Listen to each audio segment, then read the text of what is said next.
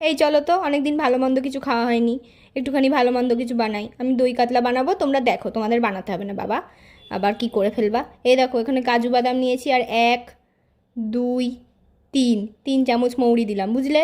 তারপর একটু জল দিলাম, আর জল দেওয়ার পর কিন্তু এগুলোকে ডুবিয়ে ডুবিয়ে দিতে হবে, নাহলে যদি শুকনো এগুলো নাই ভেজে তাহলে আর কি হলো লাভ।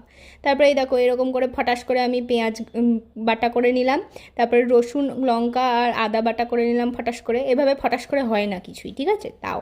তারপরে এই দেখো এখানে সব আমি কাতলা মাছের পেটির পিস নিয়ে নিয়েছি সুন্দর সুন্দর, এগুলোতে লবণ হলুদ এগুলো মাখিয়ে নিলাম। ও তার সাথে একটুখানি রিফাইন্ড রাইস ব্র্যান্ড অয়েলও অ্যাড করেছিলাম, তোমরা এমনি সাদা তেলও দিতে পারো, ঠিক আছে।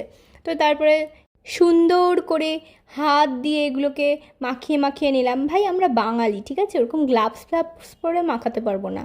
যাই হোক এরকম করে সুন্দর করে এগুলোকে মাখিয়ে নিলাম। এইগুলো নিয়ে আর নাড়াচাড়া করো না। এবার চলো গ্যাসের কাছে এসে গ্যাসে তেল বসিয়ে একটু হলুদ দিয়ে নিয়েছি, অত পাকামো করিনি বাবা, যদি গায়ে ছিটকায়। তারপরে এই যে একটা একটা করে মাছ ছেড়ে দিচ্ছি আমি এখানে ফটাফট করে। বেশি মাছ দেবো না আর বেশি ভাজবও না মাছগুলোকে, বুঝলে তো, বেশি ভাজা যাবে না, একদম অল্প করে ভাজতে হবে, মানে একটু সাদা সাদা থাকবে সেই রকম করেই ভাজতে হবে। তারপরে তো বাকিগুলোও ভেজে নিলাম। আর মাছগুলো এত সুন্দর দেখতে, আমার তো মনে হচ্ছে এখনই ভাজা খেয়ে ফেলি। যাই হোক এখানে তো লাইন দিয়ে সাজিয়ে দিয়েছি ওদেরকে। তারপরে তো আমি এখানে তেলের মধ্যে গুনে গুনে 3খানা এলাচ দিয়েছি, একটা শুকনো লঙ্কা কেটে দিয়েছি, আর সুন্দর করে কাইচি দিয়ে একটা তেজপাতা কেটে দিয়ে দিয়েছি।